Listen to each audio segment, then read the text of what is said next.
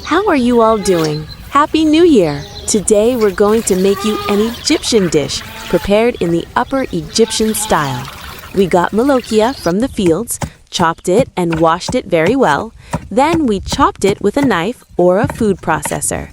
We also had meat or chicken broth. We put the chopped Molokhia in the broth and let it boil. Don't let it boil for too long so the flavor doesn't get lost. After the Molokhia was cooked, we added a clove of garlic and a spoonful of ghee or butter. We put the butter in and chopped the garlic, then sautéed it until it turned golden. Then we added this tasha, a garlic and ghee topping, to the Molokhia.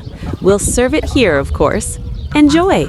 Don't forget to like and subscribe to the channel so we can share lots more Egyptian recipes. Bye!